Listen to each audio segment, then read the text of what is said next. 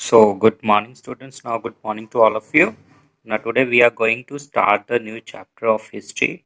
The chapter name is The First War of Independence. Mean to say, भारतीय इतिहास में आज़ादी की जो पहली जंग की शुरुआत हुई थी उसके बारे में हम डिस्कस करेंगे.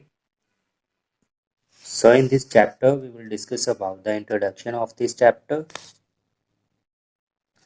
causes of the First War of Independence, political causes राजनीतिक कारण, सोशल रिलीजियस कॉजेस यानी कि सामाजिक और धार्मिक कारण, इकोनॉमिक कॉजेस यानी कि आर्थिक कारण, मिलिट्री कॉजेस सेना से संबंधित जो कारण हुए हैं उसके बारे में हम डिस्कस करेंगे. Now we will discuss about the introduction of this chapter. In this year 157, during the Governor General of Lord Canning, a revolt occurred mean घटित हुआ against the British which spread over a large part of India. साल 1857 में Lord Canning के governor general ship के दौरान अंग्रेजों के खिलाफ एक विद्रोह हुआ जो भारत के एक बड़े हिस्से में फैल गया. In fact, a century of accumulated men gathered together, grievances, complaint at different layers of the Indian society reached their culmination, mean the highest, in the revolt of 1857. दरअसल अलग अलग जगह से इकट्ठी हुई शिकायतों की एक सदी 1857 के विद्रोह के चरम पर पहुंच गई. Though it started as a mutiny of the Indian sepoy in the company army, it soon turned into a large-scale civilian uprising. This was a great and serious challenge faced by the company in the first century of its rule in India. Several factors were responsible for this uprising. हालांकि ये company की सेना में भारतीय सिपाहियों के विद्रोह के रूप में शुरू हुआ, लेकिन जल्दी एक बड़े पैमाने में नागरिक विद्रोह में बदल गया. भारत में पहली शताब्दी में कंपनी के सामने एक बड़ी गंभीर चुनौती थी. इस विद्रोह के लिए कई कारण जिम्मेदार थे.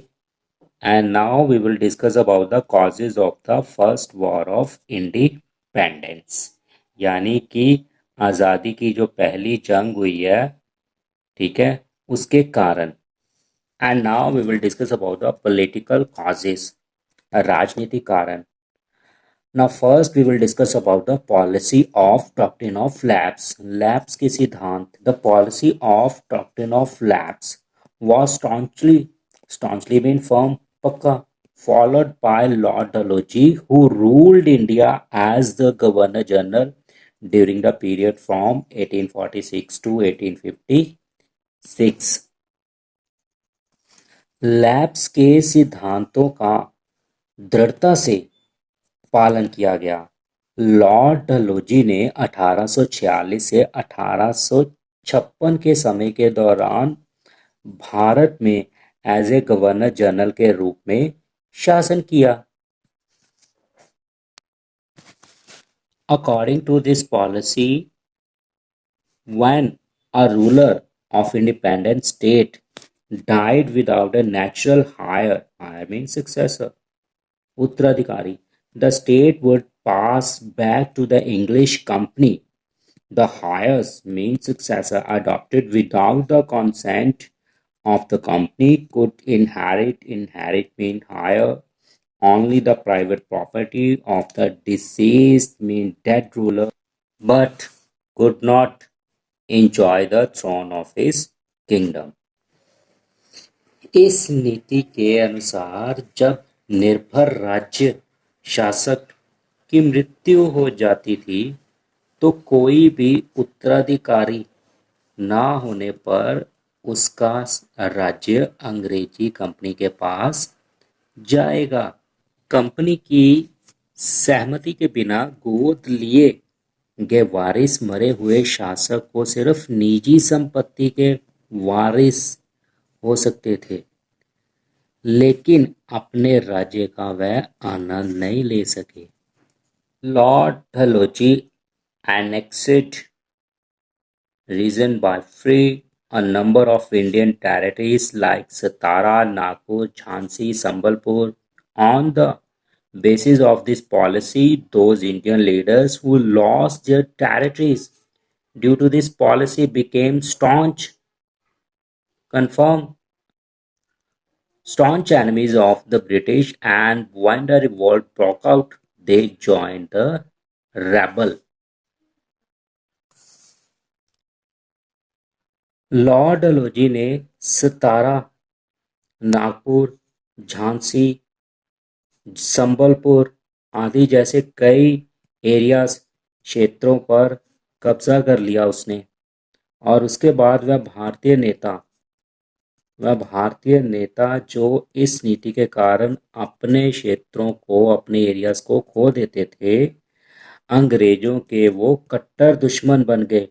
जब विद्रोह हुआ तो विद्रोहियों में शामिल हो गए।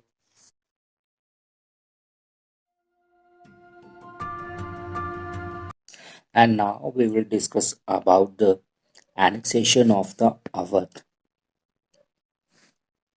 On 7th February 1856, Nawab Wajid Ali Shah was removed from his throne on the ground of maladministration. Throne meant remove and maladministration meant Bura Shasan. The annexation of Awadh caused resentment.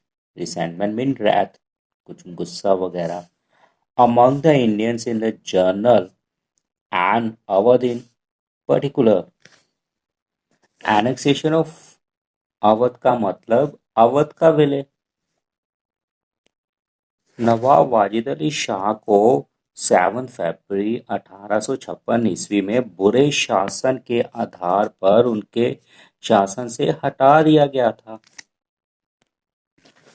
Awadh के विलय से आम तौर पर भारतीयों और विशेष रूप से अवध में नाराजगी फैल गई थी।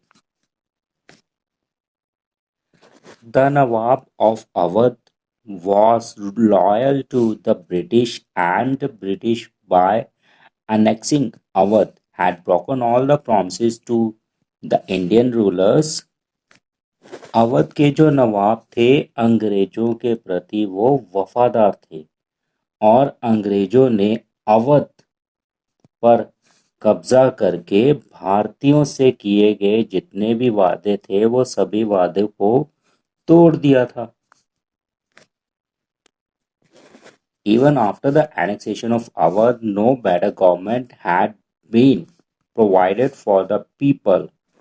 अवध के गठजोड़ के बाद भी लोगों को कोई बेहतर सरकार नहीं दी गई। On the contrary, mean opposite, the Nawab had been disbanded and the soldier lost their jobs. उसके उलट क्या किया गया, नवाब की सेना को पहले तो भंग कर दिया गया और उसके बाद सैनिकों की नौकरी चली गई। लॉर्ड डलहौजी कॉन्फिस्केटेड, जब्त करना, the states of the Talukdar. Talukdar mean land owners, जो जिलों से कर इकट्ठा करते थे। Talukdar of Awadh and the disposed Talukdar turned into the enemies of the British. Lord Dalhousie ने क्या किया, तालुकदार जो थे उनकी संपत्ति को पहले तो जब्त कर लिया, फिर जो बेदखल तालुकदार थे अंग्रेजों के वो दुश्मन बन गए। Consequently, the people who faced hardship due to the annexation of Awadh got annoyed, and when the revolt broke out, they rallied with the सिपाही.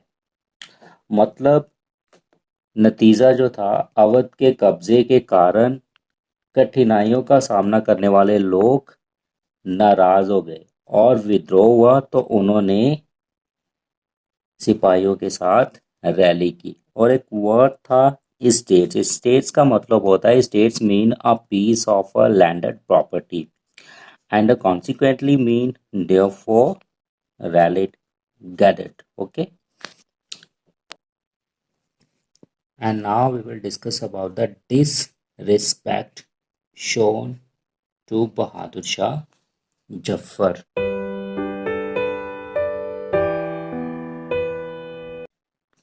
बहादुर शाह जफर के प्रति किया गया अनादर. The Mughal Emperor Bahadur Shah Jaffar at the time was an 80-year-old ruler. He was a weak ruler who was only a titular puppet at. Bahadur Shah Zafar उस समय 80 साल के थे. वह कमजोर शासक थे जो सिर्फ नामात्र मुखिया थे. Lord Dalhousie announced that after the death of the emperor, his successor should leave the imperial palace of Redford. In 1856, Lord Canning announced the Bahadur Shah successor would not be allowed to use the imperial title of emperor. Lord Dalhousie ने घोषणा की कि सम्राट की मौत के बाद उसके उत्तराधिकारी को लाल किले के शाही महल को छोड़ना चाहिए. 1856 में लॉर्ड कैनिंग ने यह घोषणा की कि बहादुर शाह के उत्तराधिकारी को सम्राट की शाही उपाधि का उपयोग करने की परमिशन नहीं दी जाएगी. Consequently, this disrespect shown to the emperor hurt the sentiment mean spirit of the Muslim. और उसके बाद नतीजा क्या निकला कि सम्राट के प्रति इस अनादर ने मुसलमानों की भावनाओं को ठेस पहुंचाई.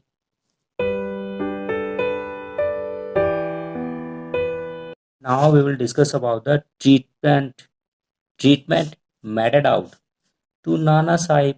नाना साहिब के साथ किया गया बुरा व्यवहार. Lord Dalhousie refused to pay the pension to Nana Sahib, the adopted son of ex-Peshwa Bajirao II. Lord Dalhousie ने पेशवा बाजीराव सेकंड के गोद लिए पुत्र नाना साहिब को पेंशन देने से मना कर दिया. Nana Sahib had inherited mean higher the enormous wealth from the Peshwa, enormous mean huge. He spent the money to send his men to different part of the country and compelled people to revolt against the British. Nana Sahib को पूर्व पेशवा से बहुत बड़ी संपत्ति विरासत में मिली थी. उन्होंने अपने आदमियों को देश के अलग अलग हिस्से में भेजने के लिए पैसे खर्च किए और लोगों से अंग्रेजों के खिलाफ विद्रोह करने की अपील की. And now we will discuss about the unpopular administration, not famous, not popular. अलोकप्रिय प्रशासन. The British administration became highly unpopular as the British official looked down upon the Indians. British प्रशासन ज्यादा लोकप्रिय हो गया क्योंकि ब्रिटिश अधिकारी भारतीयों को नीचा देखते थे. और besides, moreover, most of these officials had no concern for the customs of the Indians, इसके अलावा इनमें से ज्यादातर जो अधिकारी थे वो भारतीयों के रीति रिवाजों का सरोकार नहीं करते थे। उनको भारतीयों के रीति रिवाजों का सरोकार ही नहीं था। Moreover, the Indians could not express the grievances complaint before them as they were not easily accessible। और इसके अलावा भारतीय उनके सामने अपनी शिकायतें जो थी वो जाहिर नहीं कर सकते थे क्योंकि वह आसानी से पहुंच में नहीं थे। And now we will discuss about the misutilization of Indian resources। भारतीय संसाधनों का गलत उपयोग।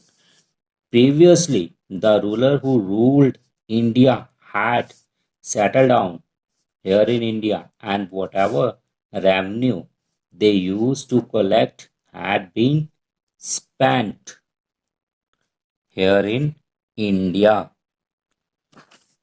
पहले तो भारत में शासन करने वाले शासक यहाँ भारत में बस गए थे और जो भी कर वह इकट्ठा करते थे उसे भारत में ही खर्च किया गया था। But under the British rule the Indians felt that they were being ruled by the British government from England whose main target was to drain the resources from India to England। Mean लेकिन British शासन के तहत भारतीयों ने महसूस किया कि वह इंग्लैंड से ब्रिटिश सरकार के द्वारा शासित हो रहे हैं और उसके अलावा जिसका मुख्य लक्ष्य भारत से इंग्लैंड को संसाधनों का निवास करना था।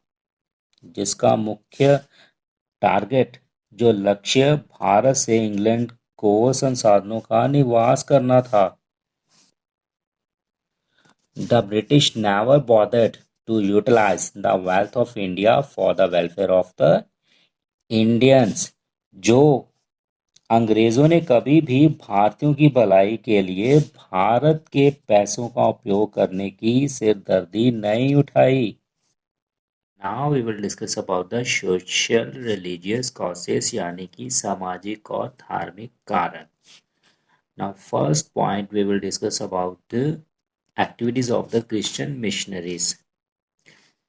जो ईसाई धर्म का प्रचार करते हुए while spread Christianity, the Christian missionaries criticized the Hindu and Islamic religious belief and custom। ईसाई मिशनरियों ने हिंदू और मुस्लिम यानी कि इस्लामिक धर्म की मान्यताओं और रीति रिवाजों की आलोचना की। The teaching of the Christian doctrines was made compulsory in the school set up by these missionaries। Missionaries mean preacher, प्रचारक। So mean to say कि इन मिशनरियों द्वारा स्थापित स्कूलों में ईसाई सिद्धांतों की शिक्षा जरूरी कर दी गई थी। The Bible was introduced in both government and non government school. और क्या किया गया था, बाइबल को सरकारी और गैर सरकारी स्कूलों में पेश किया गया था।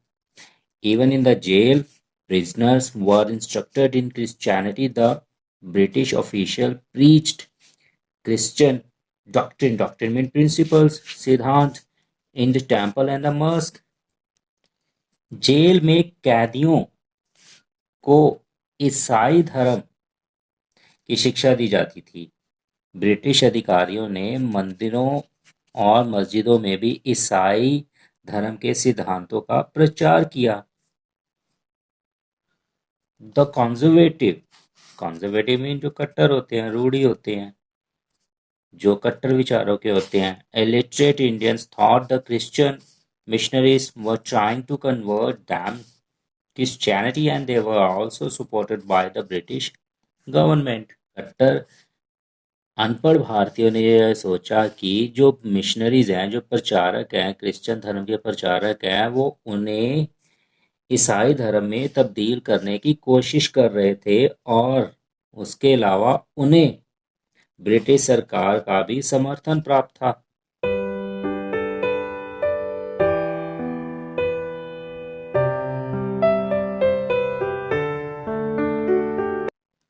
And now we will discuss about the introduction of the railways and telegraph. Railways और जो तार व्यवस्था को पेश किया गया था। When the modern means of communication like railways and telegraph mean तार वगैरह जो संदेश वगैरह भेजने का काम होता है had been introduced by the British, the people of India got alarmed. जब अंग्रेजों द्वारा रेलवे और तार जैसे संचार के आधुनिक साधनों की शुरुआत हुई तो भारत के लोग चिंतित हो गए। In the railway compartment coach जो डिब्बे होते हैं गाड़ी के, people of all castes and classes had to sit together, which the Indian thought to be an attempt to interference in their social custom like caste system. Rail डिब्बों में सभी वर्गों और सभी जातियों के लोगों को एक साथ बैठना पड़ता था, जिसे भारतीयों ने अपनी सामाजिक प्रथा जैसे कि जाति प्रणाली में दखल-अंदाजी समझी। They also feared that if anyone disobeyed to refuse the British, he would be thrown in the front of an approaching railway engine. उन्हें यह भी डर था कि अगर कोई अंग्रेजी यानी कि अंग्रेजों की बात नहीं मानेगा तो उसे आने वाले टाइम में रेल इंजन के सामने फेंक दिया जाएगा। They also thought that if any Indian would go against the company rule, he would be hanged from the telegraph poles and been trailed. उन्होंने ये भी सोचा कि अगर कोई भारतीय कंपनी के शासन के खिलाफ जाएगा तो उसे तार के खंभों के साथ लटका दिया जाएगा। And now we will discuss about the introduction of the Western education, यानी कि भारत में पश्चिमी शिक्षा को पेश किया गया, यानी कि जो अंग्रेजी शिक्षा को पेश किया गया। The Western education through the medium of English was introduced in a number of schools in India. Bharat के अनेक विद्यालयों में अंग्रेजी के माध्यम से पश्चिमी शिक्षा की शुरुआत की गई। In 1829, the Bengal government established an English class in Calcutta. Madrasa mean Muslim पाठशाला या विद्यालय, which was a Muslim academic institution. और 1829 में बंगाल सरकार ने कलकत्ता मदरसा में अंग्रेजी कक्षा स्थापित की, जो एक मुस्लिम विद्यक संस्था थी। Afterwards, English classes was introduced in Banaras Sanskrit College.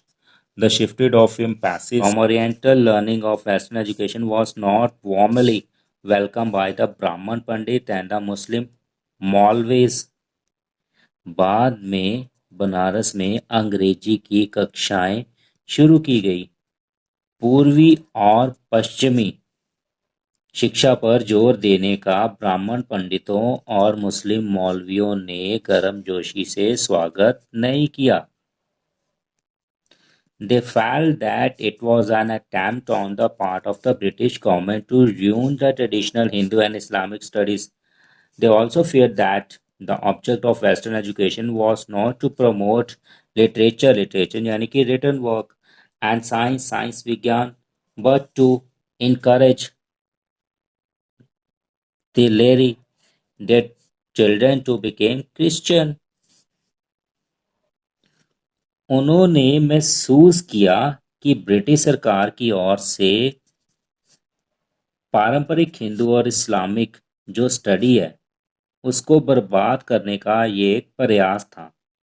उन्हें ये भी डर था कि पश्चिमी शिक्षा का उद्देश्य साहित्य यानी कि रिटन वर्क और विज्ञान को बढ़ावा देना नहीं है, बल्कि अपने बच्चों को, इंडियन बच्चों को ईसाई बनने के लिए उत्साहित करना था।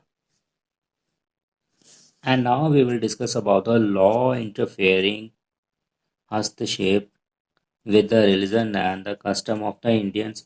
भारतीयों के धर्म और रीति रिवाजों के साथ छेड़छाड़ करने वाले कानून बनाए गए।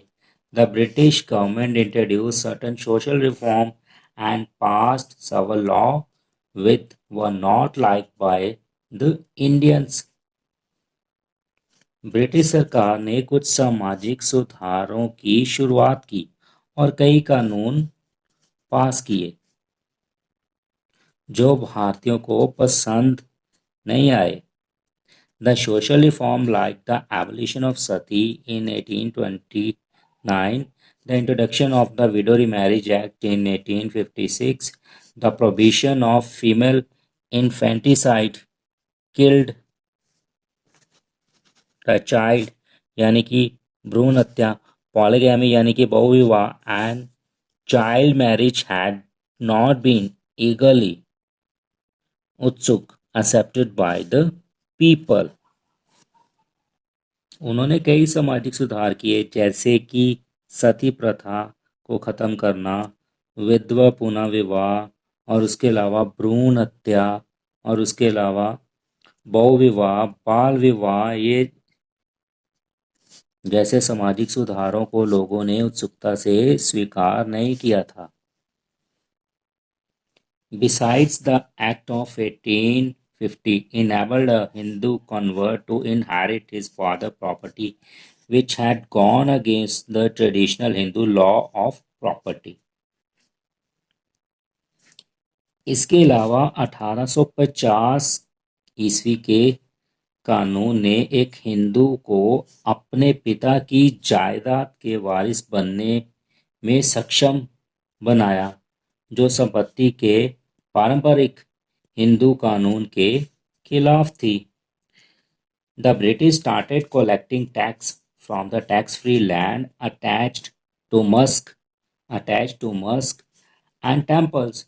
The superstition Indians could not tolerate all these measures adopted by the British and thought the British were trying to damage their culture and tradition। Superstition mean वैगश यानी कि जो अंधविश्वास होता है, ठीक है, उसको हम बोलते हैं, अंधविश्वास को हम सुपरस्टिशन बोलते हैं।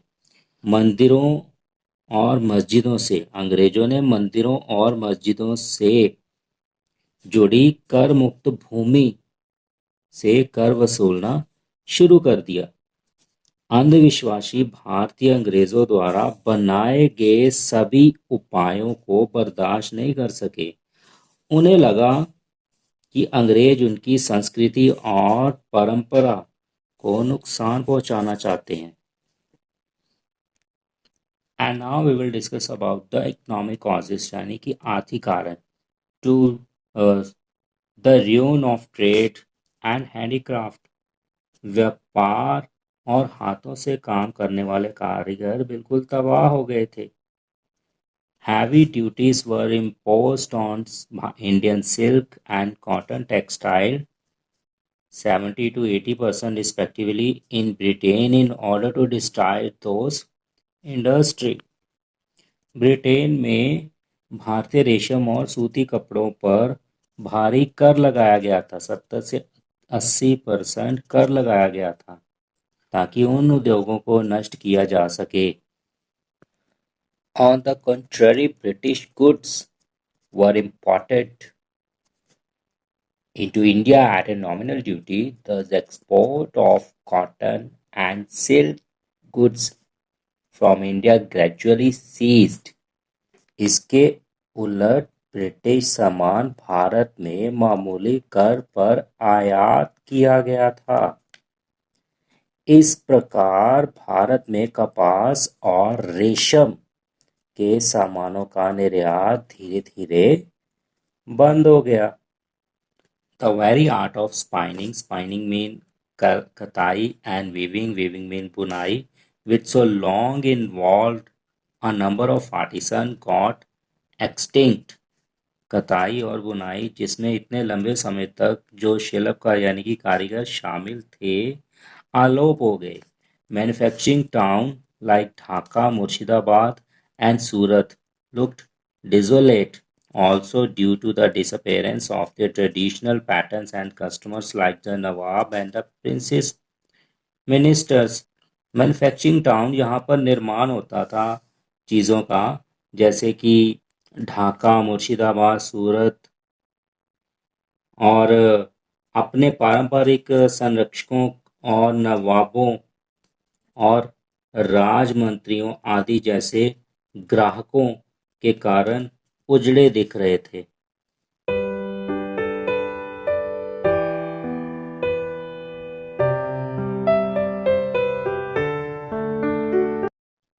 And now we will discuss about the treatment meted out to the indigo cultivator. नील की खेती करने वाले किसानों के साथ भी बुरा व्यवहार किया गया. During the 1830, indigo trade became highly profitable to the British planters. The peasants were forced to cultivate indigo in the field chosen by them.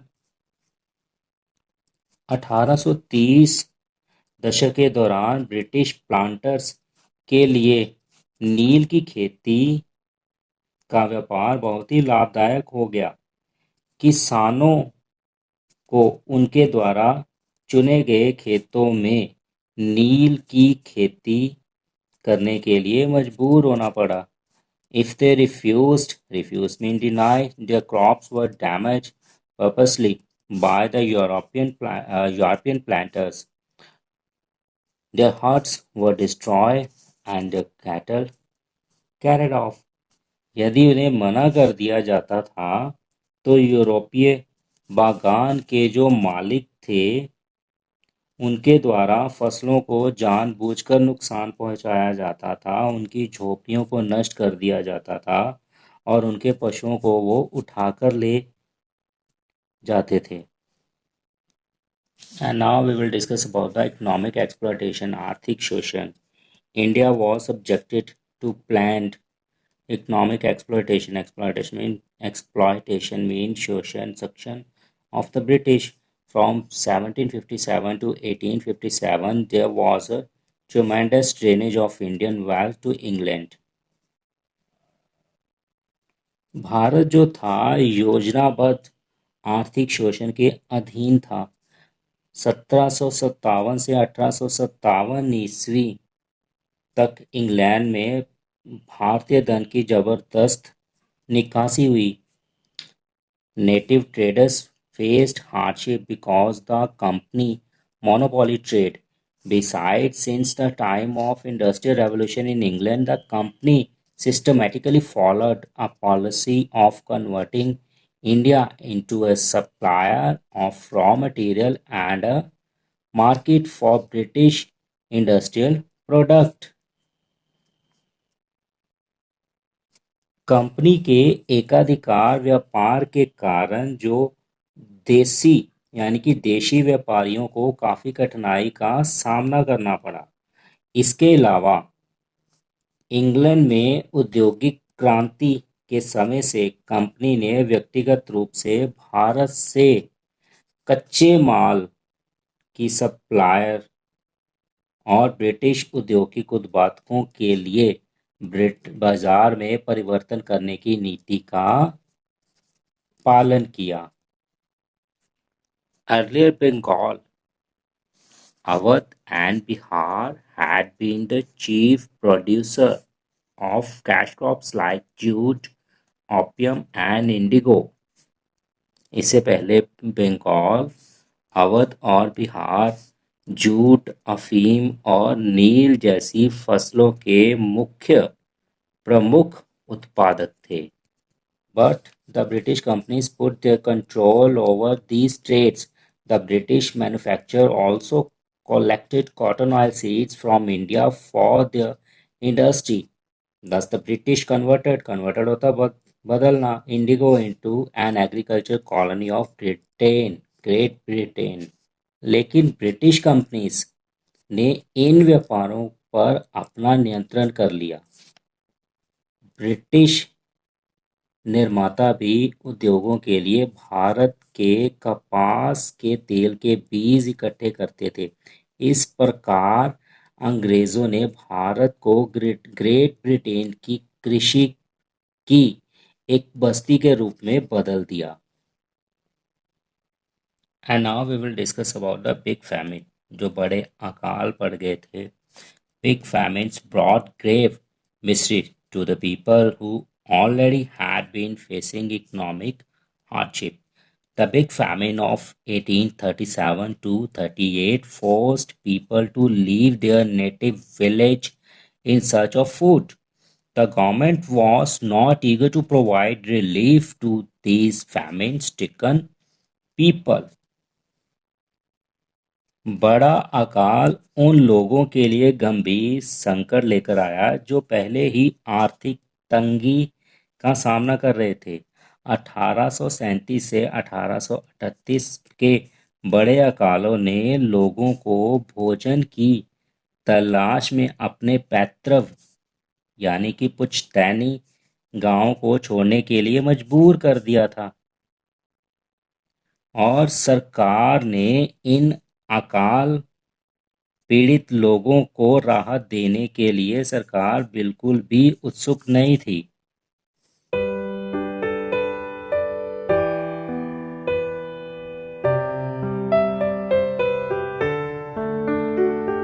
And now we will discuss about the military causes यानी कि सेना से संबंधित जो कारण के बारे में डिस्कस करेंगे हम। Low salary and poor prospect of promotion. कम तनख्वाह और तरक्की की खराब संभावनाएं। The Indian sepoys were discontented, mean, असंतुष्ट, unsatisfied because they were paid 8 times less than what the European sepoy of the same rank used to get. भारतीय सिपाहियों में असंतोष था क्योंकि उन्हें उसी रैंक के यूरोपीय सिपाहियों की तुलना में 8 गुना कम तनख्वाह दी जाती थी। All the high ranks in the army were reserved for the European. The Indian sepoy could not rise above the post of Subedar and Risaldar. Risaldar means सेना नायक। सेना के उच्च ओहदे सिर्फ यूरोपियन लोगों के लिए रखे गए थे। भारतीय सिपाहियों को सूबेदार या सेना नायक से ऊपर कोई भी ओहदा नहीं दिया जाता था।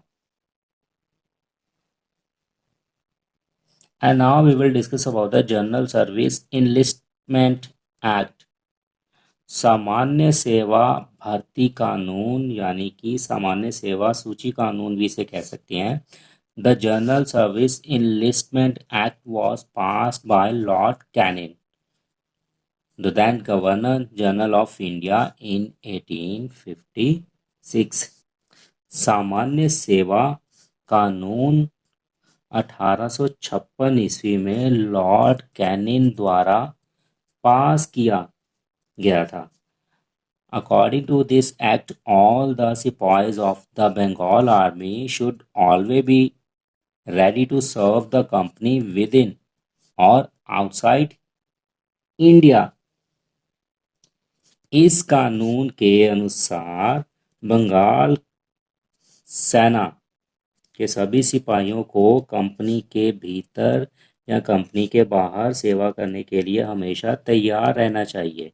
This act caused resentment, wrath, गुस्सा, नाराजगी in the mind of the Brahman sepoys as sea Vaik, Samudri Yatra was a taboo for them and they felt that their tradition and custom was at stake. Beside the bhatta and extra allowance which they earlier got for such journey had been stopped. इस कानून ने ब्राह्मण सिपाहियों के मन में नाराजगी पैदा कर दी क्योंकि समुद्री यात्रा उनके लिए मना थी और लगा कि उनकी परंपरा और प्रथा दांव पर थी। भत्ते या ज्यादा भत्ते के अलावा जो उन्हें उसी तरह की यात्रा के लिए पहले मिलते थे, अब रोक दिए गए थे। And now we will discuss about the faulty distribution of troops, यानी कि सैनिकों का गलत वितरण। There had not been sufficient British सिपाही at certain strategically important places like Delhi, Allahabad, etc. Delhi, Allahabad आदि जैसे कुछ रणनीतिक रूप से महत्वपूर्ण स्थानों पर ब्रिटिश सिपाही नहीं थे। Besides, the Indian Sepoy knew that the British were facing problem as they were engaged in a number of battles outside India, like the Chinese War, Persian War, etc. So they were eager, utsuk, to raise their arm against the British. इसके अलावा भारतीय सिपाहियों को पता था अंग्रेजों को समस्याओं का सामना करना पड़ रहा था। वह भारत के बाहर कई लड़ाइयों में बिजी थे, लगे हुए थे, जैसे कि चाइनीज वॉर, पर्शियन वॉर आदि। इसलिए वह अंग्रेजों के खिलाफ हथियार उठाने के लिए उत्सुक थे। And now we will discuss about the loss of prestige in Afghan war. Afghan युद्ध में प्रतिष्ठा, गौरव, मान सम्मान की हानि होना। The British army was defeated in the First Afghan War. It exposed their weakness and broke the myth that the Europeans were invincible, mean unbeaten. पहले अफगान युद्ध में अंग्रेजी सेना की हार हुई। इसने उनकी कमजोरियों को उजागर किया और इस कल्पना यानी कि फिक्शन को तोड़ दिया कि यूरोपियन कभी हार नहीं सकते, वह अजय हैं, यानी कि कभी नहीं हार सकते। This in turn increased the self-confidence of the Indian soldier. The Indian sepoy dared to protest against the British. इससे भारतीय सैनिकों का आत्मविश्वास बढ़ा। भारतीय सिपाहियों ने अंग्रेजों के खिलाफ विद्रोह करने का साहस किया। And now we will discuss about the immediate cause of the war, यानी कि ऑन स्पॉट जो तुरंत कारण बनते हैं जंग के। The immediate cause of the first war of independence was the introduction of the Enfield rifle in AD 1856. आज़ादी की पहली लड़ाई का तुरंत कारण 1856 में इनफील्ड राइफल की शुरुआत से हुआ था। इसने पुराने लोहे से बनी ब्राउन बेस गन की जगह ले ली। Greased catite were used for this new rifle. These catite had to be bitten off before loading, and it was widely believed that these catite cartouches were greased with cow and pig fat. इस नई rifle में Greece लगे कारतूस का इस्तेमाल किया गया था। लोड करने से पहले इन कारतूसों को काटना पड़ता था और माना जा रहा था कि इन कारतूसों पर गाय और सूअर की चर्बी लगी होती थी। Both the Hindu and Muslim sepoys got panically as cow is sacred for the Hindus and the Muslim are forbidden to eat pig. Hindu और मुस्लिम दोनों ही घबरा गए क्योंकि गाय हिंदुओं के लिए पवित्र थी और मुसलमान को सूअर खाने के लिए मना किया गया था। The sepoy suspected, doubtful, that it was a deliberate, purposely जानबूझकर attempt on the part of company to tamper with their religion Hence, they refused to use these rifles. When they were forced to use them, the revolt broke out. सिपाहियों को शक था कि company ने जानबूझकर उनके धर्म से छेड़छाड़ की थी, इसलिए उन्होंने इन राइफल का इस्तेमाल करने से मना कर दिया। जब उन्हें इस्तेमाल करने के लिए मजबूर किया गया तो विद्रोह हुआ और बगावत शुरू हो गई।